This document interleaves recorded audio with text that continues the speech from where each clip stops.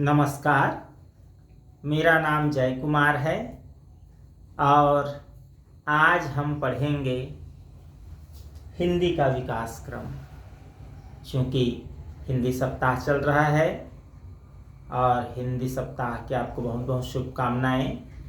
पिछले वीडियो में हमने देखा था हिंदी की उत्पत्ति कैसे हुई, तो थोड़ा से उसको बता दें कि हिंदी की उत्पत्ति सौरसेनी अपभ्रंश से हुई। किससे हुई?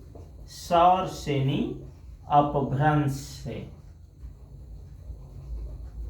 तो सौरसेनी अपभ्रंश से हिंदी की उत्पत्ति हुई और उसमें अर्धमागधी का विशेष प्रभाव रहा। यहाँ तक पिछले वीडियो में देखे थे। अभी हम देखेंगे कि उत्पत्ति तो हो गई, तो विकास कैसे हुआ। उत्पत्ति हो जाने पर जैसे बालक का जन्म हो जाता है तो उसके बाद वो एकाएक बड़ा नहीं हो जाता, उसका विकास क्रम रहता है। वैसे ही देखें तो इसको दो भाग में देख सकते हैं। एक तो देखेंगे साहित्यिक विकास और दूसरा देखेंगे भाषिक विकास। जैसे राजनीति में कहें तो संगठन का विकास होता है, पार्टी का अध्यक्ष और प्रदेशाध्यक्ष और जिला अध्यक्ष और दुनिया भर के, तो वो मान लेते हैं भाषिक विकास। और सरकार में आ जाते हैं तो मुख्यमंत्री, गृह मंत्री या प्रधानमंत्री वगैरह वगैरह, तो ये होता है, समझ लीजिए, समझने के लिए है साहित्यिक विकास। तो आज हम दोनों में से एक पक्ष को लेंगे, साहित्यिक विकास को आज लेंगे और किसी और वीडियो में उसके भाषिक विकास को देखेंगे। तो जरा ये तो जान लें तो साहित्यिक विकास क्या है। तो काव्य का विकास, किस प्रकार की कविता लिखे गए, क्या हुआ, कहानी कैसे लिखे गए, कब लिखे गए, कितनी कहानियां लिखी गई। उसी प्रकार एकांकी, उपन्यास, नाटक, ये सब का कहना चाहिए कैसे विकास होते गया, साहित्य कैसे समृद्ध होते गया, इसकी विकास कथा है। और ये इसमें देखेंगे कि उस भाषा में वर्ण कितने हैं, मात्राएं कितनी हैं, कैसे कैसे इसका विकास हुआ, स्वर, ध्वनि, स्वर और ध्वनि कुछ अर्थों में एक है, कुछ अर्थों में अलग भी हैं। और इस तरह से सबको हम एक शब्द में कहें तो व्याकरण का विकास, ये है साहित्य का विकास।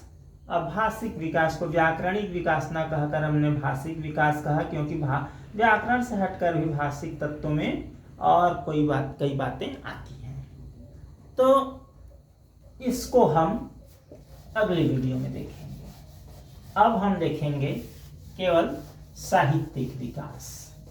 तो साहित्यिक विकास ही मान लें हिंदी का विकास क्रम को, हिंदी का साहित्यिक विकास क्रम।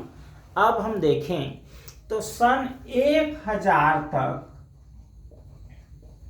1000 से हिंदी का विकास क्रम गिनते हैं, लेकिन कहते हैं कि सन 1000 ईसा तक करीब करीब 40% हिंदी भाषा का विकास हो चुका था, ऐसा मानना है। साहित्य कम लिखे गए थे या साहित्य लिखना शुरू कर रहे थे, कोई भी भाषा नई नई बनती है तो उसमें विपुल मात्रा में साहित्य नहीं लिखा जाता, धीरे धीरे लेखन का कार्य आरंभ होता है। तो अब हम लोग पहले ये निर्धारित कर लें कि हिंदी को 1000 सन से ही माने कि उससे और पहले से माने। इसमें थोड़ा सा मतभेद है विद्वानों का, तो उसको थोड़ा पहले गिन लेते हैं, देख लेते हैं। जैसे कहानी, कविता, उपन्यास का पहले तो उद्भव नहीं हुआ, पहले काव्य का उद्भव हुआ। काव्य पहले लिखा गया, तो काव्य किसको हिंदी के पहले कवि मानेंगे, उस पर मतभेद है विद्वानों का। तो 7वीं देखिए, आचार्य रामचंद्र शुक्ल जो हैं वो तो कहना चाहिए हिंदी का इतिहास सन 1000 से ईसा से, मोटा मोटी कहें तो, ये और सूक्ष्म में हम और आगे देखेंगे, तो इससे मानते हैं। और वो कहते हैं किससे, चंद बरदाई इनको पहले कवि मानते हैं। इनकी रचना आप जानते हैं पृथ्वीराज रासो। और लेकिन आचार्य रामचंद्र शुक्ल के मत के उपरांत और कई विद्वान हुए और कई लोग शोध किए, और उन लोगों का कहना है कि राहुल सांकृत्यायन जो है वो कहते हैं, राहुल सांकृत्यायन 7वीं सदी से ही हिंदी का विकास क्रम मानना चाहिए, और इसके लिए वे सरहपा, इसी को कई लोग सरहपाद कहते हैं, एक सिद्ध लोगों का कहना चाहिए साहित्य है, छोटे छोटे साहित्य हैं, चर्या गीत उनके साहित्य को कहते हैं। गुरु महिमा और साधना के सूत्र उसमें बताए जाते हैं। और इसके अतिरिक्त इसका विस्तार बाद में देखेंगे किसी और वीडियो में। और इसके अतिरिक्त हम कहना चाहिए 7वीं शताब्दी में ही और देखें तो पुष्य, या कई लोग पुष्प भी कह देते हैं, या पुण्य, नाम में भी थोड़ा मतभेद है। और ये इसको कहते हैं राम कुमार वर्मा जो है पुष्प या पुण्य को पहले कवि मानते हैं। पुष्पेंदु भी कहते हैं, पौमचरी को भी कहते हैं रचना उनकी। और देखते हैं उसके बाद 8वीं या 7वीं सदी की बात है। और 8वीं सदी में देखें तो 8वीं सदी कई लोग मानते हैं, कई विद्वान जैसे राम कुमार वर्मा को ही लेते हैं। तो मैं थोड़े से सुधार करना चाहूँगा कि ये जो राहुल सांकृत्यायन के सरहपा कहा था, ये तो ठीक है। पुष्प या पुण्य को हम राम कुमार वर्मा कह दिए थे। ये शिव सिंह सेंगर है, और शिव सिंह सरोज उनकी रचना है, तो शिव सिंह सेंगर इसको मानकर चले। और उसके राम कुमार वर्मा जी ने कहा कि स्वयंभू को कहा उन्होंने, स्वयंभू प्रथम कवि है, और इसके कहना चाहिए कवित्व से हम 8वीं सदी से हिंदी का विकास क्रम मानेंगे। लेकिन एक और आते हैं गणपति गुप्त जी, इतिहासकार हैं, शालिभद्र सूरी से मानेंगे करके, लेकिन उनका तो तब तक बहुत समय हो चुका था, 1184 ईसा की बात है।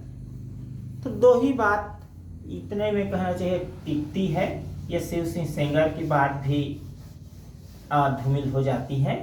दो लोग, ये सरहपा और चंदबरदाई, दोनों में से तो सरहपा निश्चित रूप से कहना चाहिए, आधुनिक शोध के अनुसार सरहपा को पहले कवि मानते हैं। अब हम आगे बढ़ते हैं। ये आदिकाल के थोड़ा सा इतिहास और उसके मतों को जानना आवश्यक था। अब हम सीधा चलते हैं काल विभाजन की ओर। तो हिंदी का विकास क्रम जो है उसको हम लोग 4 पड़ावों में देखते हैं। तो संक्षिप्त में अभी हम जानेंगे एक एक हिंदी का कालक्रम। तो हिंदी का कालक्रम में हम या हिंदी साहित्य का कालक्रम कहें, या इसको काल विभाजन भी कह दे सकते हैं। तो इसमें पहला लेते हैं आदिकाल, और इसी को वीर गाथा काल भी कहते हैं, वीर गाथा काल। और इसका समय कब तक है, तो इसको हम 1000 सन से सामान्य तौर पर कहते हैं, लेकिन इसको थोड़ा और सूक्ष्मता में जाएंगे तो 993 ईसा से हम इसको 1318 ईसा तक मानते हैं। और उसके बाद दूसरे क्रम में रखते हैं भक्ति काल को। भक्ति काल, इसको हम 1318 से शुरू करते हैं, और इसको 1643 तक मानते हैं। फिर आगे आता है रीतिकाल।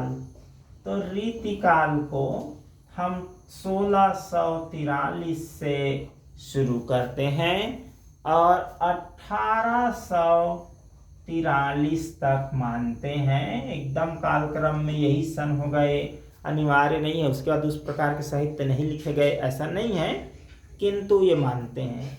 और इसके बाद मानते हैं आधुनिक काल को।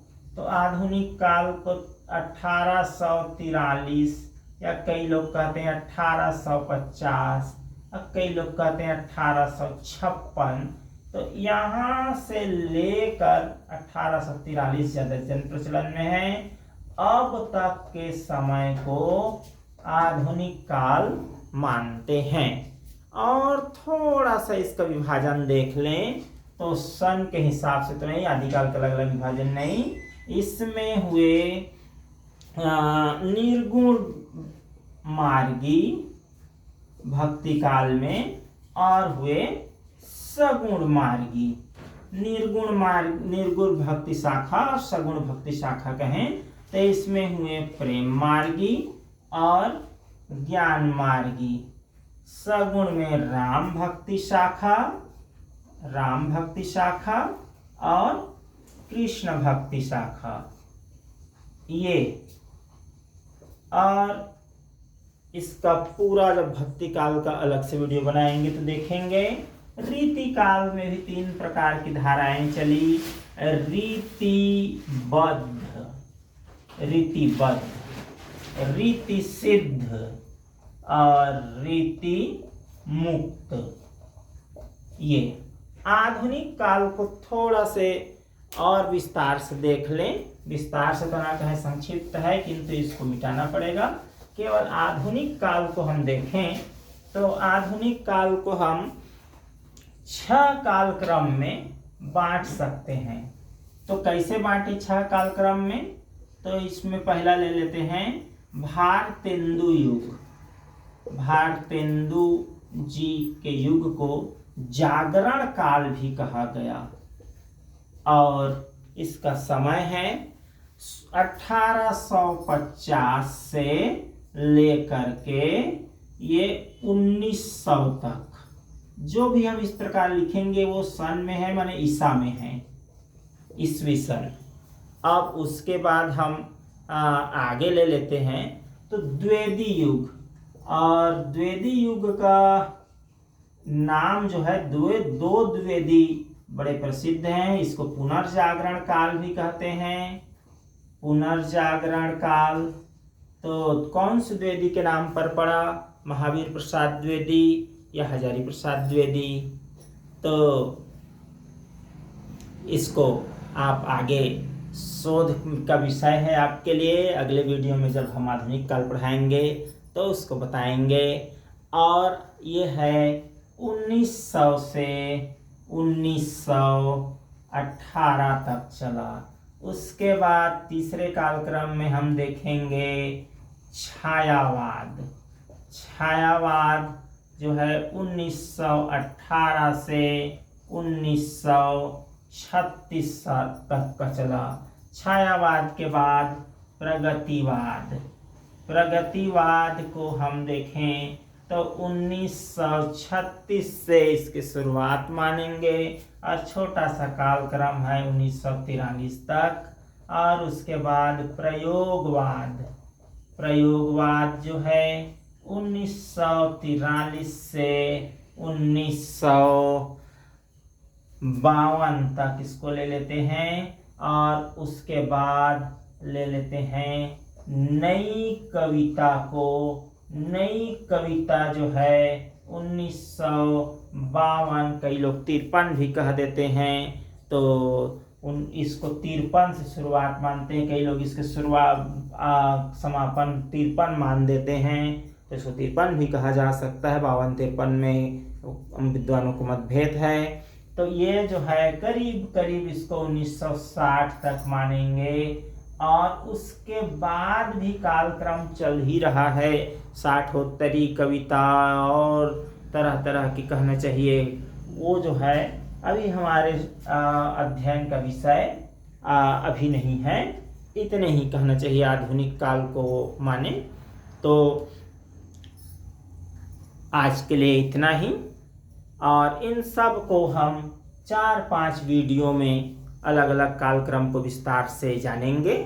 तो अलग अलग कालक्रम को और विस्तार से जानें, इसके लिए चैनल को सब्सक्राइब अवश्य करें, वीडियो को लाइक करें, शेयर करें, और कमेंट्स बॉक्स में और हमें क्या सुधार करना चाहिए, किस प्रकार के वीडियो चाहिए, इसके लिए आप कमेंट्स कर सकते हैं। बहुत बहुत धन्यवाद।